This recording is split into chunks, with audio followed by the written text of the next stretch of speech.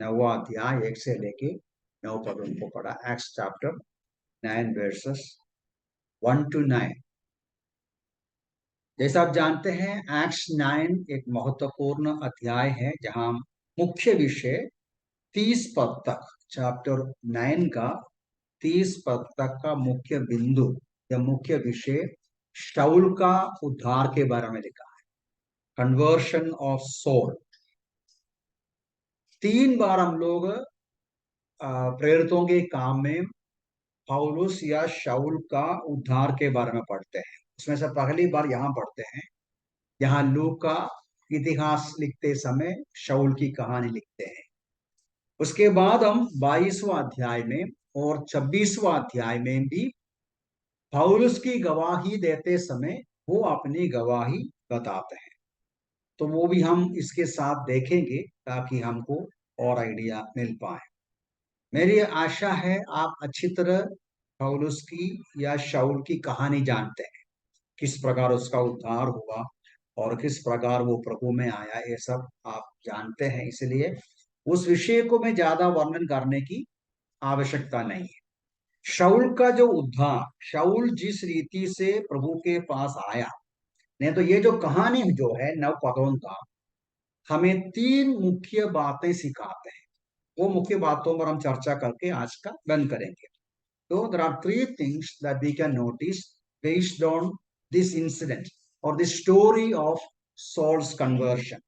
वो 3 में से पहला ये है, ये केवल यहाँ नहीं, जरूर अन्य पार्ट में भी हम देखते हैं, लेकिन ये कॉन्टेक्स्ट में हम देखेंगे, that is the danger of religious fanaticism. फनाटिसिज्म मतलब क्या होता है? एक्सट्रीमिज्म। रिलीजियस फनाटिसिज्म मतलब आप सर्च करेगा तो आपको अलग अलग आइडिया मिलेगा। दुनिया का आइडिया नहीं, हमारी आइडिया। दुनिया का आइडिया में डिफरेंट विचार आएगा, लेकिन हम ये समझते हैं वचन के अनुसार फनाटिसिज्म का मतलब ये होता है, मेरा पर्सनल फीलिंग के अनुसार, it's not that because you think your faith is superior, it's because you think because your faith is superior, you have the right to attack and punish the others or to hate others. यहां समस्या आते हैं। मतलब फनाटिसिज्म बोलेगा तो ये केवल शाऊल की बात, यहाँ शाऊल से हम पढ़ेंगे तभी हमें समझ बराबर समझ में आएगा। अब यहाँ लूक क्या लिखता है, देखो वर्स 1 को देखिए, मैं इंग्लिश में पढ़ूंगा। Then Saul, still breathing threats, breathing threats and murder against the disciples. Breathing, अभी हिंदी भाषा में उतना पावरफुल या फोर्सफुली पढ़ता नहीं। फिर शाऊल जो अभी भी प्रभु के शिष्यों को धमकियां देने, वो तो एकदम डाइल्यूट हो गया। अब यहां हम इंग्लिश भाषा में पढ़ते समय शाऊल ब्रीथिंग मतलब उनका श्वास में भी क्या है? आतंक है।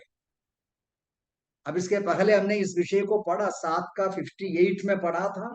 स्टीफन का मतलब स्टेफानोस को मार डालते समय उनके ऊपर पत्थर मारा हुआ, पथराव किया हुआ लोगों के साथ शाऊल सहमत हुआ था। उनका कपड़ा शाऊल संभाल रहा था। शाऊल बाद में कहते हैं वो चीज, मैं उधर भी पढ़ूंगा। 8 का 3 में पढ़ते हैं, स्टेफानोस के मृत्यु के बाद उधर लूक लिखते हैं, as for Saul, he made havoc of the church, entering every house, dragging off men and women, committing them to prison. क्या करते हैं शाऊल? शाऊल ऐसा करते हैं स्टेफानोस का मृत्यु के बाद या उनको मार डालने के बाद।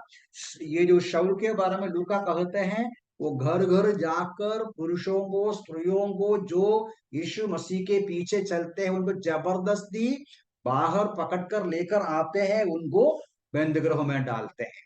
और उसके आगे भी कुछ वचनों को आप देखिए। अभी लूका सॉरी पौलुस स्वयं अपनी गवाही में वो कहता है, मैं वो सब वचन इंग्लिश में पढ़ूंगा, मुझे लगता है हिंदी में सब डाइल्यूट हो जाता है। चैप्टर 22 का वर्स 3 का अंतिम पार्ट को आप देखिए। 22 का 3 का अंतिम पार्ट में उधर लिखा है, according to the strictness of our father's law, and was zealous toward God as you all are today. Verse 4b. I persecuted this way to the death, binding and delivering into presence both men and women.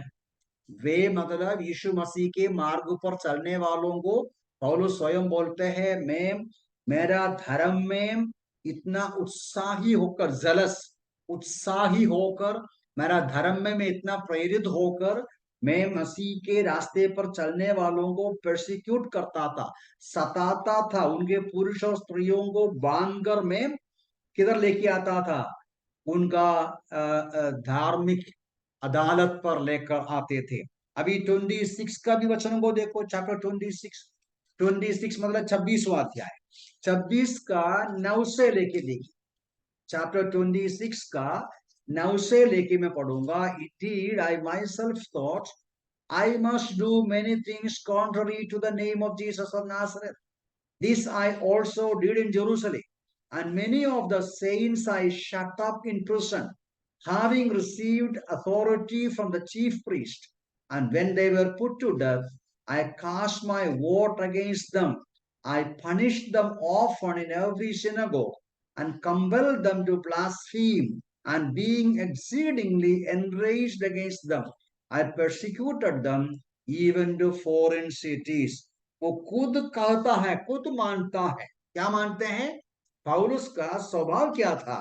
उनका धर्म, यहूदी धर्म में इतना jealous हो गया, इतना उत्साही हो गया, इतना तेज हो गया, वो सोचा उनका धर्म के बाहर जो है वो सब बुरा है, गलत है, वो पालन करने वालों को सजा देना चाहिए, दंड देना चाहिए, उनको मार डालना चाहिए। ये बोलता है रिलीजियस फनाटिसिज्म। अब वो भी वचन है जरूर, और भी वचन है फिलिपियों की पत्र में, वो कहते हैं जील के कारण मैंने कलीसिया को डिस्ट्रॉय किया, मैंने सत्यानाश किया, ऐसा कहते हैं।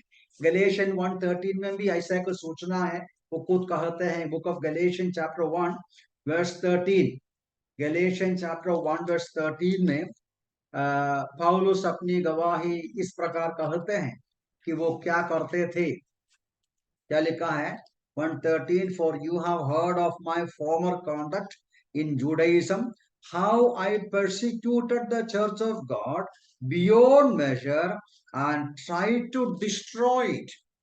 पौल का विचार था कैसा भी मसीहियत को नाश करना चाहिए। यरूशलेम में वो इतना ज्यादा सताया, लेकिन कुछ लोग वहां से बच के बाहर निकल गए, भाग गए, अन्य शहरों में गए। तो अभी शाऊल क्या करता है?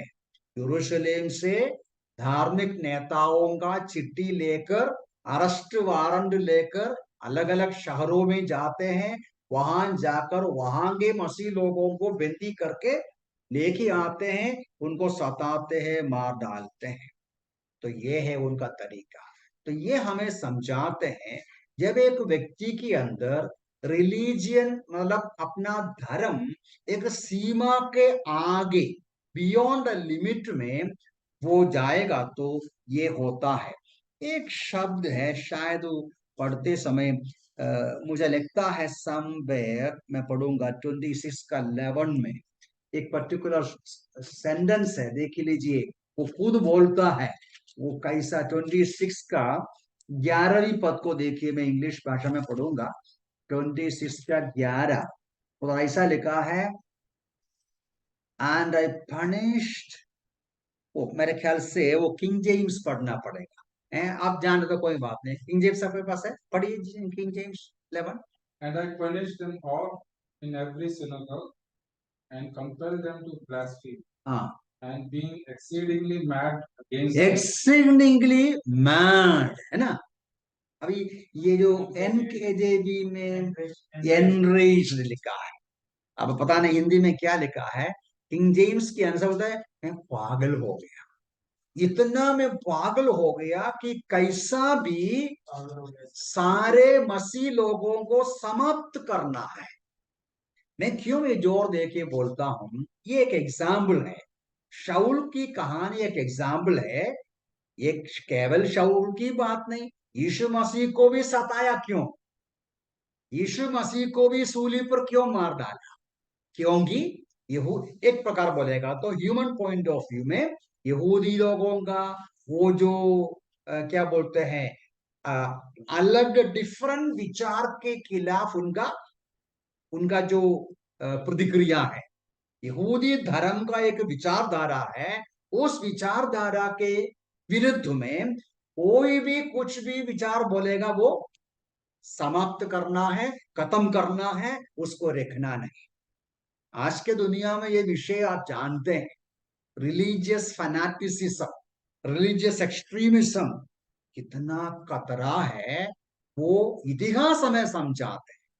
मेरा मेमोरी सही है तो, मतलब मेरा इंप्रेशन सही है तो, ऐसा मैं किधर पढ़ा भी है, संसार में आज तक जितना किलिंग हुआ, जितना इंसानों को मार डाला है, ज्यादा किलिंग, ज्यादा मार डालना धर्म के नाम में हो।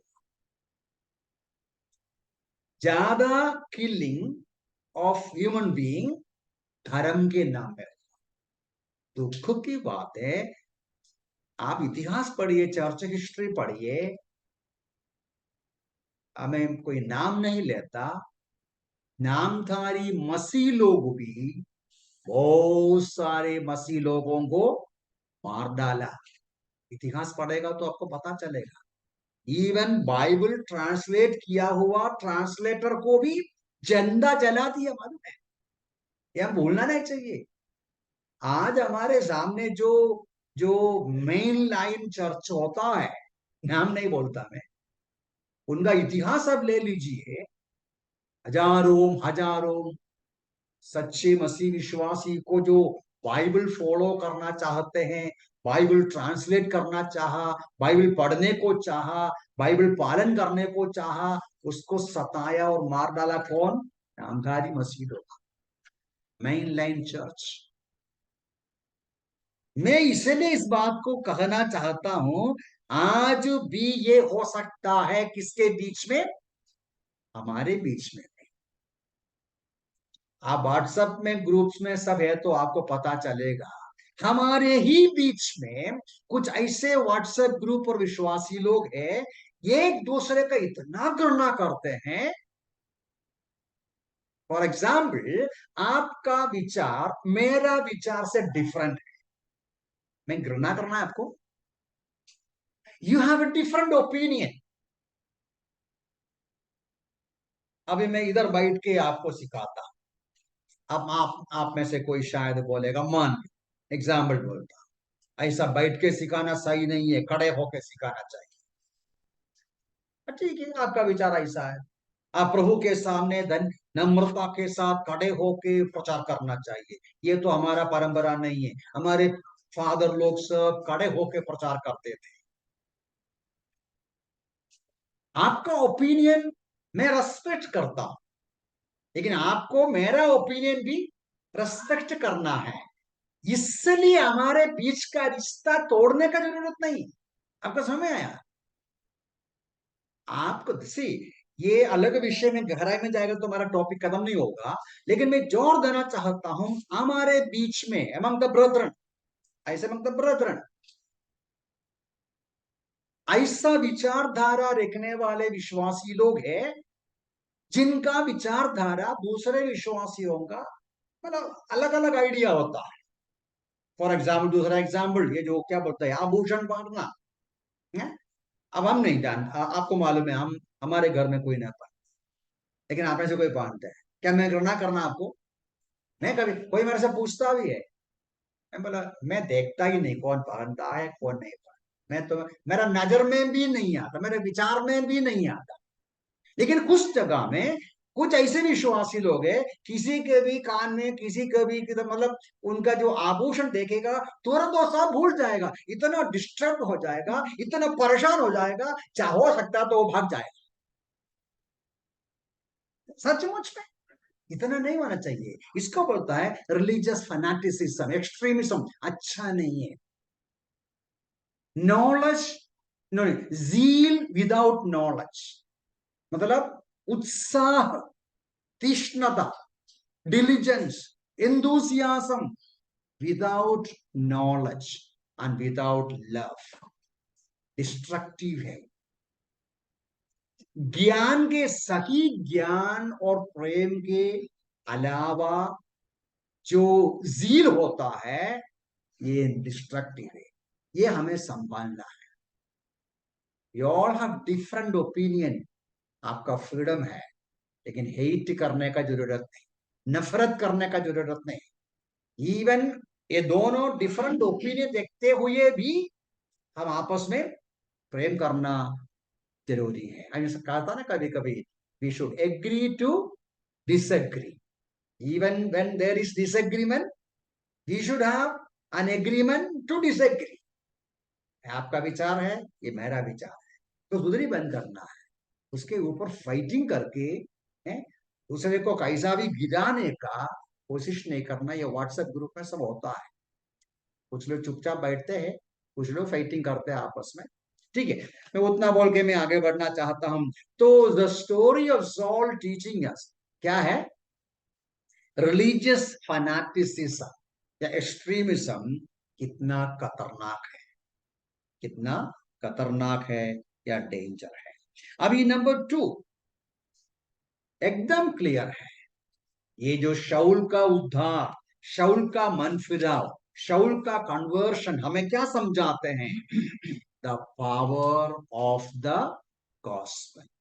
सुसमाचार में कितना शक्ति है कि इस प्रकार का आदमी हमने पढ़ा ना, वो उसका स्वभाव कैसा था।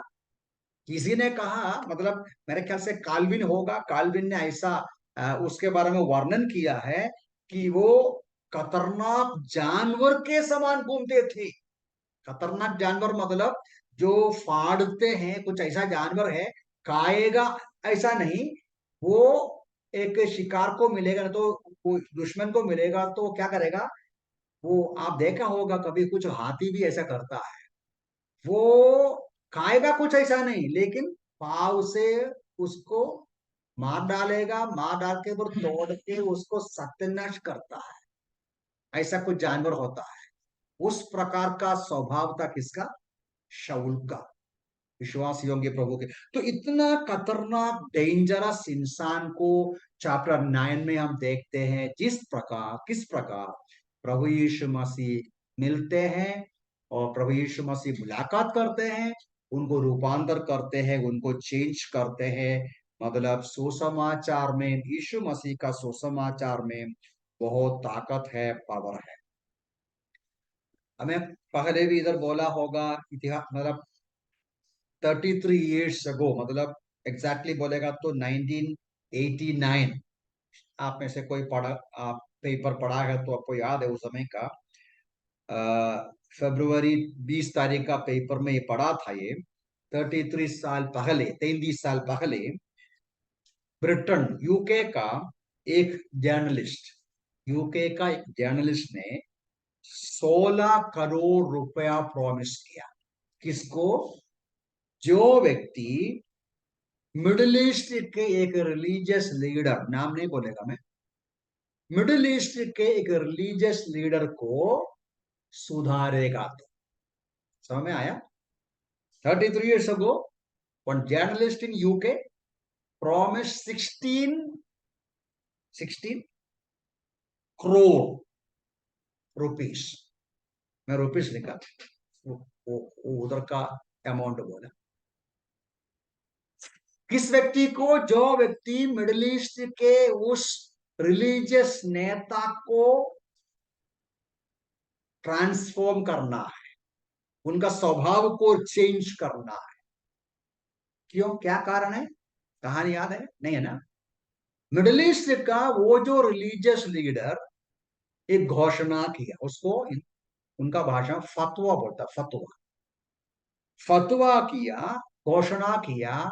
उनके धर्म के कोई भी यूके में रहने वाले एक नॉवलिस्ट, आपको कहानी मालूम, एक नॉवलिस्ट, एक राइटर, उसको मार डालेगा तो 8 करोड़ रुपया दे।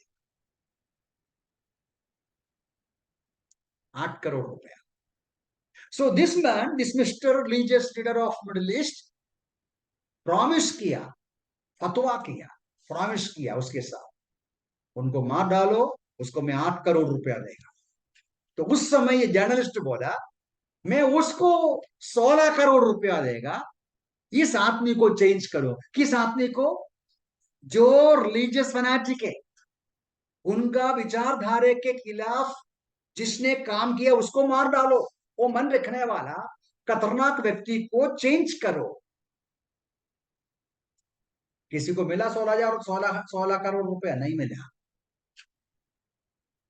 मेरा अंडरस्टैंडिंग सही है तो वो जो रिलीजियस लीडर भी चले गया, वो सुधरा नहीं, जब तक मरा नहीं तब तक।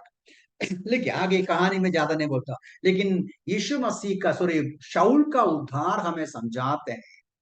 शाऊल जैसा भी खतरनाक इंसान को सुसमाचार, सुसमाचार सुधारते हैं, बदलते हैं। रोमियो की पत्री पहला अध्याय का 16 पद हम सब जानते हैं। रोमन 16 का 16 पद क्या है, कैसा है? मैं पढ़ूंगा फटाफट। रोमन्स 1 का 16, रोमियो की पत्री पौलुस कहाँ बैठ के लिखा? कुरिन्थ शहर में बैठ के लिखा है। पहला रोमी पहला 16 में, मैं सुसमाचार से लज्जित नहीं होता, क्योंकि ये प्रत्येक विश्वास करने वाले, पहले यहूदी और पहले यहूदी फिर यूनानी के लिए उद्धार के निमित्त परमेश्वर का सामर्थ है।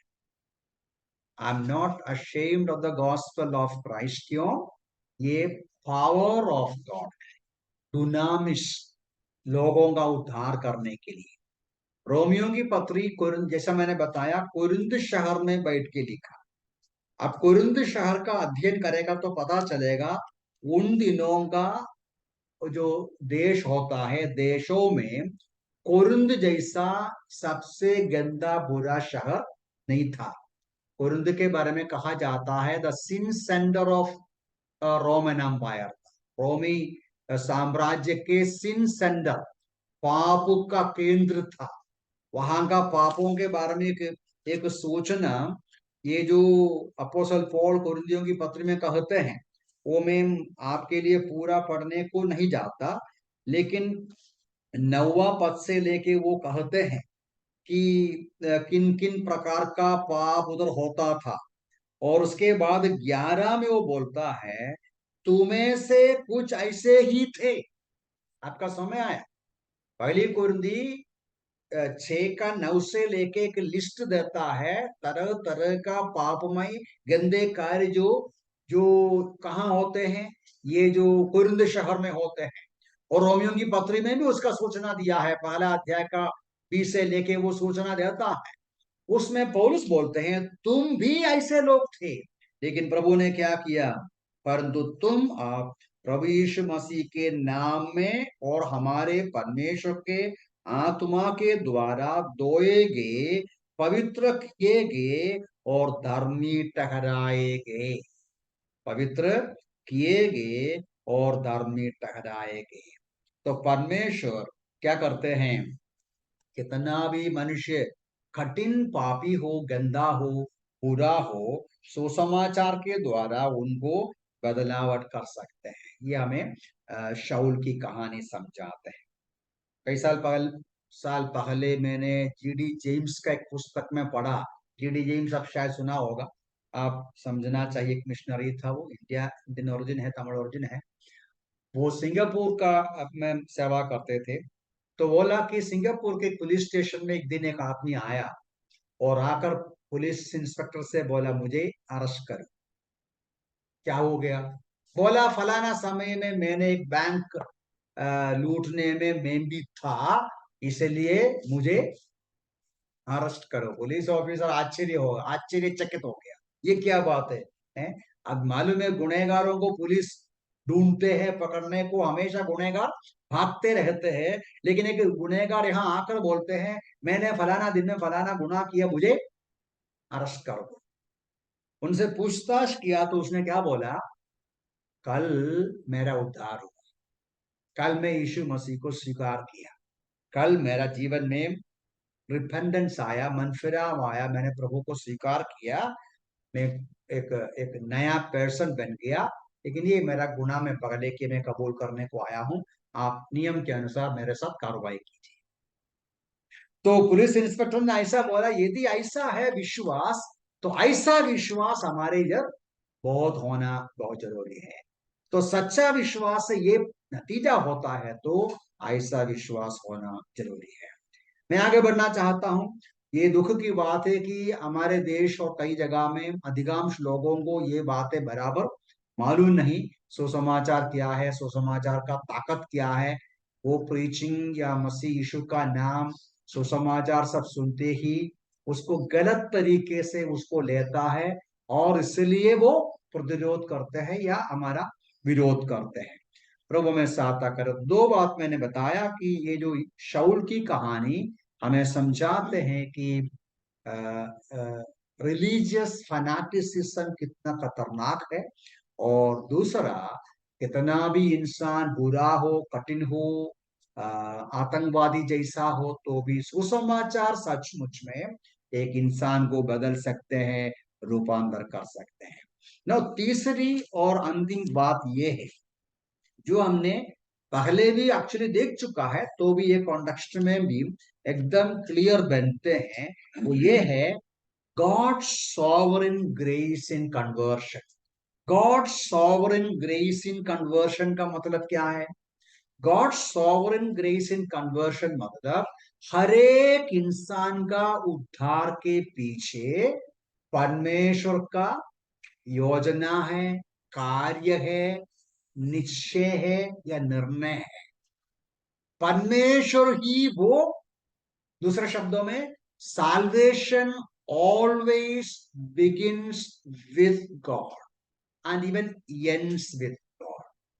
उद्धार परमेश्वर से है, शुरू से लेकर अंत तक उद्धार परमेश्वर से है। मैं दो तीन वचन पढ़ूंगा, उसके बाद हम यहाँ देखें कि वो किस प्रकार यहाँ शाऊल का कहानी में वो प्रदर्शित होता है। उधर हम आएंगे, उसके पहले यीशु मसीह खुद कहा हुआ वचन है, जॉन्स गॉस्पेल 6 का 44, जॉन 6 उसका 44 में इस प्रकार जॉन लिखा है। जॉन्स गॉस्पेल 6:44 ऐसा पढ़ते हैं, मेरे पास कोई नहीं आ सकता जब तक पिता जिसने मुझे भेजा उसे अपने पास खींच ना ले, और मैं अंतिम दिन उसे जिला उठाऊंगा। मेरे पास कोई भी नहीं आ सकता जिनको मेरा पिता ने नहीं खींचा। एक वचन हो, फिलिपियों की पत्री, सॉरी, फिलिपियों की पत्री पहला अध्याय का, फिलिपियों की पत्री पहला अध्याय, वो 6 पद में भी है, वो भी मैं पढ़ूंगा। पहला अध्याय का 6 पद में भी, मुझे इस बात का निश्चय है कि जिसने तुम्हें भला कार्य आरंभ किया, उद्धार पाया हुआ एक विश्वासी के अंदर काम कौन शुरू किया? परमेश्वर ने आरंभ किया। 29 देखिए, 29 में, क्योंकि मसीह के कारण तुम पर ये अनुग्रह हुआ कि तुम उस पर केवल विश्वास ही ना करो, वरन उसके लिए कष्ट भी सहो। मतलब आपने विश्वास किया, कैसे? आपके ऊपर परमेश्वर का अनुग्रह हुआ। परमेश्वर का अनुग्रह से किसी का उद्धार होता है, किसी का रक्षा होता है। एक और वचन इफिसियों की पत्री उसका 2 अध्याय का 4 पद को भी देखिए। इफिसियों की पत्री उसका 2 अध्याय का 4 पद भी ऐसा पढ़ते हैं कि परंतु परमेश्वर ने जो दया का धनी है, अपने उस महान प्रेम के कारण जिससे उसने हमसे प्रेम किया, जबकि हम अपने अपराधों के कारण मरे हुए थे, तो प्रभु ने हमें जीवित किया। ओके, ये जीवित किया, हम पाप में अपराधों में मरे हुए लोगों को परमेश्वर ने जीवित किया। कैसे? अपने दया में, अपने करुणा में। अभी आप शाऊल की कहानी में आइए। शाऊल की कहानी में आते समय हम एक बात समझ सकते हैं, शाऊल का उद्धार अचानक नहीं हुआ। अब यहां लिखा नहीं वो बात, लेकिन आप 26वां अध्याय को देखो, 26 में जब शाऊल अपनी कहानी बोलते हैं, 26 का 26वां अध्याय का 14 पद को देखिए। शाऊल की कहानी गवाही वो देते समय ऐसा कहते हैं, जब हम सब भूमि पर गिर पड़े तो मुझे इब्रानी बोली में ये वाणी सुनाई दी, शाऊल शाऊल तू मुझे क्या सताता है। 9वां अध्याय में भी वो शब्द है ना, वाई आर यू परसिक्यूटिंग मी, 9 में है। लेकिन अगला एक सेंटेंस है, वो क्या है, अंकुश की नोक पर लात मारना तेरे लिए कठिन है। मैं इंग्लिश भाषा में वो पढ़ूंगा आपके लिए। एक्ट्स 26 का 26 का 14 में ऐसा लिखा है, it is hard for you to kick against the gods. इसका मतलब क्या है, इसका आइडिया क्या है? ये प्रभु मसीह यीशु उनको पूछता है। तो आप जानते हैं वो कहानी, शाऊल कहां से आ रहे, यरूशलेम से सफर करके आ रहे, दमस्कोस की ओर जा रहे। शाऊल है, शाऊल के साथ और साथी लोग हैं। किधर जा रहे दमस्कोस में? वहां के प्रभु के लोगों को, मसीह लोगों को पकड़कर बांधकर वो यरूशलेम में बंदीगृह में डालने को आ रहा है। उनके पास उसके लिए अधिकार का पत्र चिट्ठी वगैरह सब है।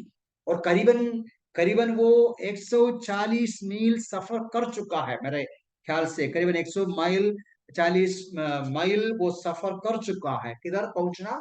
यरूशलेम से सफर करके वो दमस्कोस, और दमस्कोस करीबन नजदीक आया है, करीबन एक हफ्ते का सफर करके आया है वो। उधर उधर लिखा है एकदम डे लाइट, एक जगह में लिखा है वो 9 में लिखा नहीं, मेरे ख्याल से 26 में 22 में लिखा है, एकदम क्या बोलेगा, मिड मिड डे, एकदम सूरज चमकने का जैसा ज्योति वहां आते हैं, वो सारी बातें पढ़ते हैं। तो उधर यीशु मसीह उनसे मिलता है, यीशु उनसे पूछता है। यीशु बात करते समय एक बात बोला, वो हमने पढ़ा अभी। क्या पढ़ा, वो क्या शब्द बोला? अब हिंदी भाषा में कैसा लिखा है, उसका आइडिया क्या है? मैं फिर से पढ़ूंगा आपके लिए, 26 का 14। अंकुश की नोक पर लात मारना तेरे लिए कठिन है। इसका मतलब क्या है?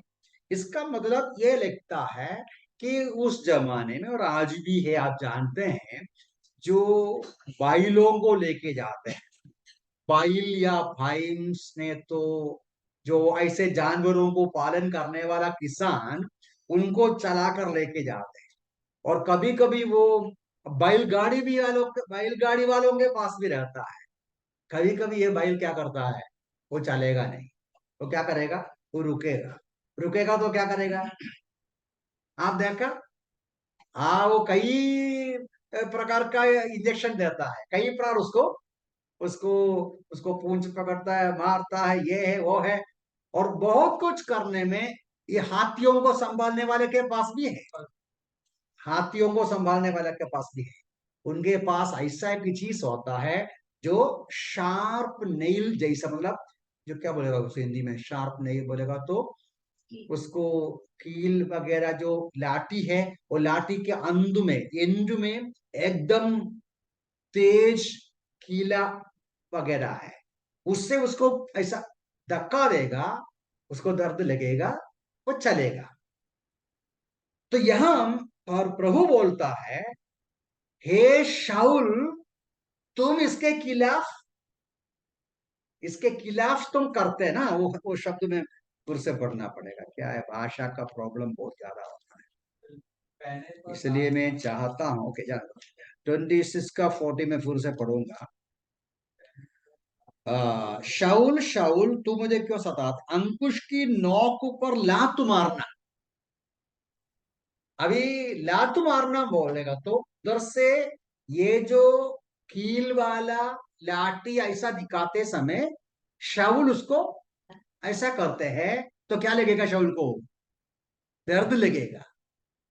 तो इसका मतलब क्या है, इसका मतलब ये शब्द हमें समझाते हैं इतना क्लियरली लिखा नहीं, लेकिन हम अस्यूम कर सकते हैं 9वां अध्याय में दमस्कोस के रास्ते पर शाऊल का उद्धार हुआ, अचानक ऑल ऑफ ए सडन नहीं हुआ, बल्कि पिछले कई दिनों से या महीनों से शाऊल को परमेश्वर ऐसा ऐसा कर रहा था। उनके ऊपर परमेश्वर अपना भाषा सीमित है बताने को, है। इट्स पॉसिबल क्या है, परमेश्वर बाहरी रूप से उनके ऊपर काम कर रहा था। इस प्रकार का एक सूचना पतरस भी बोलता है 1 पीटर का 1 पीटर 1:2 में। आप पढ़ेगा तो आपको इसका पता चलेगा। The sanctification of the spirit, हर लोगों का उद्धार, किसी का भी उद्धार ऑल ऑफ ए सडन नहीं होता। बिहाइंड द सीन में, पिछले महीनों में, सालों में, समयों में पवित्र आत्मा बाहर से उनको प्रभु के सामने ला रहा था, इन्फ्लुएंस कर रहा था, उस पर प्रभाव कर रहा था। लेकिन शाऊल ने वो सब हमेशा इनकार कर रहा। आपको मालूम है, इधर लिखा नहीं तो भी अंदाज कर सकते हैं इतने कितना साल हो गया यीशु मसीह का मृत्यु के बाद। ज्यादा साल नहीं हुआ है। शाऊल का पढ़ाई सब किधर हुआ, यरूशलेम में हुआ। वो खुद कहानी बोलता है, वो पढ़ता है 22 से 26 में पढ़ता है। वो बोलता मैं गमालियल के पाव में, गमालियल के स्कूल में मेरा अध्ययन हुआ यरूशलेम में। तो जरूर यीशु मसीह जब मंदिर में आता था तो वहां शाऊल थे। तो कई बार लगता है शाऊल यीशु मसीह को देख चुका है, यीशु मसीह का समाचार या संदेशों को सुन चुका है। और यीशु मसीह को सताते समय, उस समय क्रूसिफिक्शन के समय में शाऊल जरूर मंदिर में थे, नहीं तो यरूशलेम में थे। वो सब उसका वो गवाह है वो। और क्रूसिफिक्शन के बाद पेंटिकोस्ट का दिन में भी पतरस का प्रचार सब शाऊल सुना सुना होगा, सुनने का संभावना है। और स्टेफनस के बारे में बराबर हम पढ़ते हैं, शाऊल वहां उन लोगों के बीच में थे जो शाऊल स्टेफनस को सताया। स्टेफनस का वो जो कार्य, मतलब परमेश्वर ने इस प्रकार ये जो स्टेफनस को, मतलब स्लोली ये जो सारी बातों में यीशु मसीह को मिलने के द्वारा, और स्टेफनोस का ये जो मृत्यु उसने देखा, स्टेफनोस का संदेश उसने सुना, स्टेफनोस जैसा प्रार्थना किया उसने सुना और देखा, उसका फेस कैसा चमका वो सब देखा। ये सब वास्तव में शाऊल के अंदर एक प्रकार का प्रिकिंग प्रिकिंग मतलब दर्द दिया है। उनका विवेक में चोट आया तो भी उसने क्या किया, कुछ नहीं हुआ समझ के, कुछ नहीं हुआ सोच के, उसको ऐसा लात मार के वो आगे जा रहा था। वही प्रभु बोलता है ये तुम आगे ज्यादा ऐसा जा नहीं सकता है। और उसके अलावा यीशु मसीह खुद यहाँ रास्ते पर क्या मिलने को आते। मैंने बताया करीबन 150 मील सफर किया, दमस्कस के किनारे नजदीक आया, यीशु मसीह उसको मिलते हैं। जैसा 26 का 30 में लिखा है, वो एकदम दिन का समय जैसा था। उधर लिखा है तो हे राजा, मैंने दोपहर के समय मार्ग में सूर्य से भी अधिक एक तेजो में ज्योति आकाश से देखा। हम विश्वास करते हैं वो केवल एक ज्योति नहीं था, यीशु मसीह का एकदम अपीयरेंस था, उसका पूरी महिमा में सूरज से भी चमक रहा था। और यीशु मसीह स्वयं इंटरवीन किया on the way to Damascus. इस प्रकार इस सारी बातों में हम पढ़ सकते हैं कि किस रीति से शाऊल का उद्धार में परमेश्वर का इंटरवेंशन, परमेश्वर का वो जो सॉवरेन ग्रेस। आपका समय मैंने क्या बताया, शाऊल ने ढूंढा नहीं प्रभु को, शाऊल प्रभु की बातों को सुनने को ढूंढ कर गया नहीं, शाऊल को ढूंढ कर प्रभु आया। वास्तव में प्रभु के लोगों को अरेस्ट करने के लिए वो दमस्कोस जा रहा था लेटर वगैरह लेके, लेकिन वो पहुंचकर उसको अरेस्ट करने के पहले उनका प्रभु यीशु मसीह पौलुस को अरेस्ट किया ऑन द वे। लेकिन जरूर ये ऐसा नहीं है कि उनको एकदम पकड़ के, उनको बेहोश करके, उनको विनती करके लेकर गया। जरूर मतलब उनको फोर्सफुली पकड़ के जैसा पुलिस वगैरह करता, ऐसा नहीं किया है। जरूर यीशु मसीह उनका विलिंगनेस पूछा, इसलिए पूछता है, हे शाऊल तुम क्या करता है, हैं? हे शाऊल तुम क्या करता है, मुझे क्यों सताते हैं? तो शाऊल को प्रभु समझाया, देखो तुम जिस यीशु मसीह के लोगों को सताते हैं, तुम मुझे ही सताते हैं। मैं जीवित हूं, मैं जीवित हूं, और मैंने जो भी दावा किया सब कुछ सही है। ये सब शाऊल को समझने का मौका मिला, समझकर प्रतिक्रिया देने का मौका भी दिया। उसका प्रतिक्रिया क्या था? उसका प्रतिक्रिया 5वां पद में, हु आर यू लॉर्ड, प्रभु आप कौन हो, है ना। 5वां पद में, प्रभु आप कौन है? उसने कहा, मैं यीशु हूं जिसे तू सताते है, परंतु उठो अपना घर में जाओ। मैं अगर बंद करना चाहता हूं तो यहां से हमें सीखने का, सॉरी 2 शब्द और बोलना चाहिए। पौलुस भी हमेशा इस बात को मानता था। क्या मानता था? उसका उद्धार परमेश्वर के अनुग्रह। मैं 2 वचन पढ़ूंगा फटाफट। पहला, सॉरी, गलतियों की पत्री, उसका पहला अध्याय, ये बार बार कहा है लेकिन 2 पद ही पढ़ूंगा। गलतियों की पत्री पहला अध्याय, उसका 15 पद को, 15 और 16 में देखो। परंतु परमेश्वर जिसने मुझे माता के गर्भ ही में से नियुक्त किया और अपने अनुग्रह से मुझे बुलाया, जब उसकी महान कृपा हुई कि अपने पुत्र को मुझे प्रकट किया। तो पौलुस ये जानते हैं, पौलुस भी मानते हैं, मेरा उद्धार मेरा कोई खूबी से नहीं हुआ, प्रभु ने अपनी बड़ी कृपा में किया है, मेरे ऊपर दया किया। फिलिपियों की पत्र देखो, फिलिपियों की पत्री 3 अध्याय का 12वां पद में वो खुद ऐसा कहते हैं।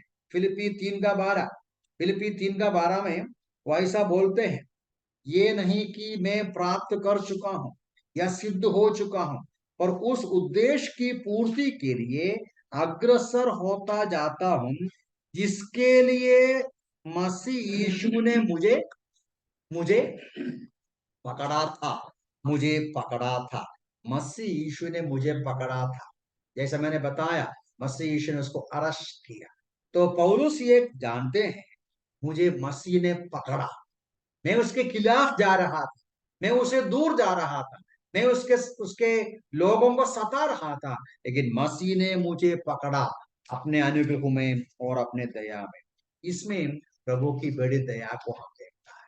तो आज हमारा भी उद्धार हुआ है, तो हमारी कोई बड़ापन के वजह से नहीं, हम कुछ अच्छे हैं इसलिए नहीं, वो हमें पकड़ा, वो हमें ढूंढा, वो हमें उद्धार किया अपने कृपा और अनुग्रह में। इसलिए हम धन्यवादी रखना है, उसकी महिमा के लिए जीना है। बस हम यही बंद करेंगे। 3 बातें ये जो शाऊल की कहानी हमें समझाते हैं। नंबर 1, शाऊल की कहानी समझाते हैं कि धर्म के प्रति क्या बोलेगा, रिलीजियस फनाटिसिज्म, जो एक्सट्रीमिज्म, खतरनाक है। धर्म ईश्वर के नाम में, प्रभु के नाम में, सिद्धांत के नाम में, उपदेश के नाम में, वचन को पकड़ते हुए घृणा नहीं करना है। प्रभु का वचन को हम पालन करते हैं तो घृणा नहीं करना चाहिए, है ना। कुछ लोग, अभी हम बोलेगा मैं वचन के लिए खड़ा हूं, वचन के लिए खड़े होते समय घृणा कर सकता है? नहीं। वचन के लिए खड़े होते हैं तो नम्रता और प्रेम और करुणा और दया से व्यवहार करना है। इसके खिलाफ है तो वो रिलीजियस एक्सट्रीमिज्म है, वो खतरनाक है, वो सच्चा मसीहियत और भाई भक्ति नहीं है।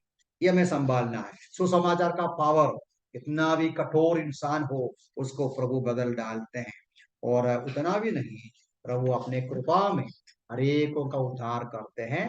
ये बात हम समझकर प्रभु का अनुग्रह के लिए उसकी बड़ाई हम करें। प्रभु के नाम की महिमा।